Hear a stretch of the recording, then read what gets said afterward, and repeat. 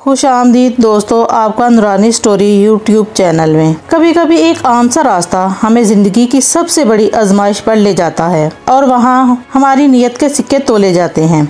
आज की कहानी है एक ऐसे लड़के की जिसने अपने दिल के लालच और ईमान के दरमियान एक लंबी जंग लड़ी। ये कहानी है नीयत का वजन। रात गहरी हो चुकी थी, तारे आसमान पर ऐसे झलक रहे थे जैसे कोई उम्मीद भरी आंखें, लेकिन सुल्तान की आंखों में सिर्फ थकन थी। वो रोज सुबह शहर के एक अमीर शख्स के महल नुमा घर में जाकर काम करता, झाड़ू, बर्तन, खाना, बागबानी, जो कहा जाता खामोशी से कर देता। सुल्तान एक यतीम लड़का था। माँ बाप बचपन में ही एक हादसे में दुनिया से जा चुके थे। उसका ना कोई भाई था ना बहन। दुनिया की ठोकरें खा खा कर वो सब्र करना सीख चुका था। दिन भर मजदूरी करने के बाद वो एक कच्ची छत वाले मकान में वापस आ जाता, जहाँ एक पुरानी दरी और एक मिट्टी का दिया उसका इस्तकबाल करते। उस रात जब वो कमरे में पहुंचा तो बहुत ज्यादा थका हुआ था। वो जमीन पर लेटा और छत की तरफ देखते हुए खुद से बोला, कब तक, आखिर कब तक ये जिंदगी ऐसे ही चलेगी? ना इज्जत, ना कोई खुशी, ना कोई ख्वाब। अचानक दरवाजे के बाहर कुछ सरसराहट सुनाई दी। सुल्तान उठा और बाहर झांका। वो हैरान रह गया। सामने एक अजीब सा फकीर खड़ा था। लंबी सफेद दाढ़ी, कपड़े मैले, लेकिन आंखों में कोई अजीब सी रोशनी। उसके कंधे पर 3 बोरियां जैसे थैले थे, बहुत वजनी लग रहे थे। फकीर ने दरख्त के नीचे बैठते हुए गहरी सांस ली और सुल्तान की तरफ देखा। बेटा, क्या थोड़ी देर बैठ सकता हूँ यहाँ? सफर बहुत लंबा था। सुल्तान ने सर हिलाया। जी बाबा, जरूर। फकीर ने थैले जमीन पर रखे और हल्का सा मुस्कुराकर बोला, क्या तुम मेरी थोड़ी मदद करोगे? मुझे अगले गांव जाना है और मेरे थैले बहुत भारी हो गए हैं। अगर तुम मेरे साथ चलो और ये थैले पहुंचा दो तो मैं तुम्हें एक सोने का सिक्का दूंगा। सुल्तान चौंक गया।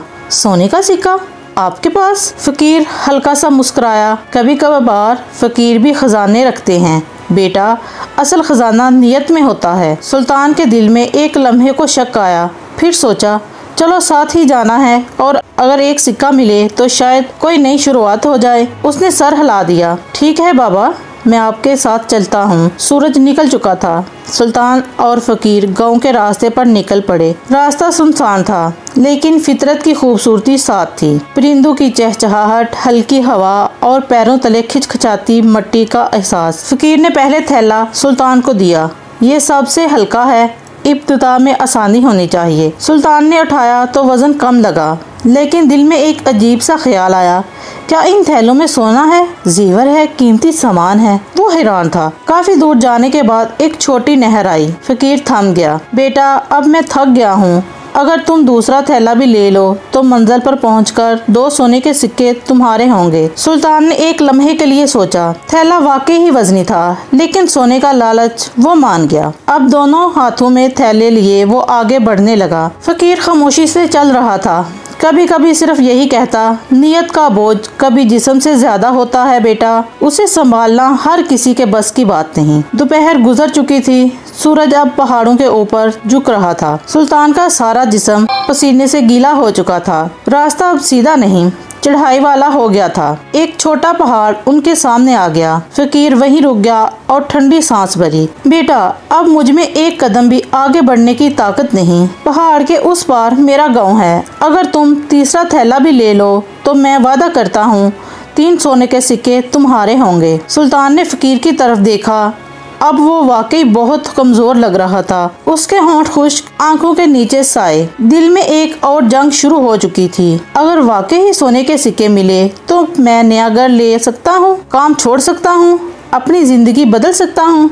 लेकिन क्या ये सब सच है? पहले भी 2 बार वो शक में आया था, लेकिन खुद पर काबू पाया था। मगर अब थकन, बोझ और लालच तीनों बहुत ज्यादा हो चुके थे। पहाड़ चढ़ते चढ़ते उसकी सांसें फूलने लगी। अचानक सुल्तान रुका, पीछे देखा। फकीर बैठा था, आंखें बंद किए। सुल्तान ने आस्था से कहा, शायद ये सब झूठ है, शायद इसके पास कुछ भी नहीं, और अगर है भी तो ये सारा खजाना अब मेरा हो सकता है। कौन देख रहा है, कौन जानेगा। बस ये सोच आना था, सुल्तान ने कदम तेज कर दिए। वो पहाड़ चढ़ते चढ़ते भागने लगा। तीनों थैले अब सिर्फ बोझ नहीं, खजाने का वादा बन चुका था। सुल्तान दौड़ता दौड़ता पहाड़ के पार पहुंचा और वहां एक पुराने दरख्त के नीचे बैठकर हाँफने लगा। सांसें टूट रही थी, दिल जोर जोर से धड़क रहा था, लेकिन चेहरे पर एक अजीब सी मुस्कुराहट थी। आखिरकार अब कोई मुझे फकीर नहीं समझेगा, अब सब कुछ बदल जाएगा। उसने जल्दी जल्दी पहला थैला खोला।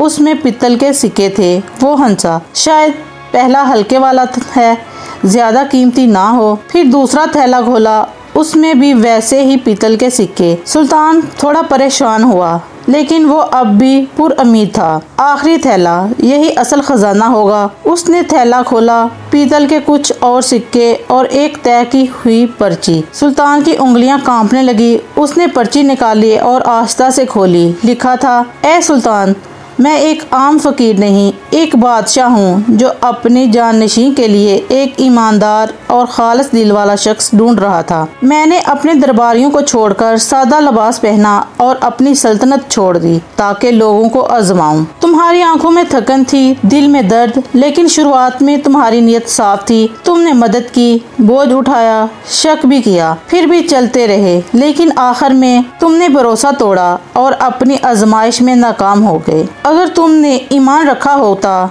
नीयत साफ रखी होती, 3 रियासतें तुम्हारी होती। सुल्तान की आंखें नम हो गईं, हाथ से पर्ची गिर गई। वो सख्त बैठा रहा, जैसे वक्त थम गया हो। उसके इर्द गिर्द परिंदे चहचहा रहे थे, हवाएं चल रही थी, लेकिन सुल्तान के अंदर सिर्फ सन्नाटा था। उसने आसमान की तरफ देखा और आहिस्ता से बोला, मैं नाकाम हो गया, सिर्फ इसलिए कि मैं सब्र ना कर सका, सिर्फ उसलिए कि मैं नियत से हार गया। कभी कभी सोना हमारे सामने होता है, लेकिन हम अपनी बेसब्री, शक या लालच से इसे खो देते हैं। सुल्तान की तरह हम सब की जिंदगी में भी कभी न कभी एक फकीर आता है, एक आजमाइश जो हमारे अंदर के सच को दिखाती है। याद रखो, कामयाबी सिर्फ मंजिल पर नहीं, नियत पर भी होती है। अगर आपको ये कहानी पसंद आई है तो नूरानी स्टोरी यूट्यूब चैनल को सब्सक्राइब करें। कमेंट में बताइए, क्या आप इस आजमाइश में कामयाब होते हैं?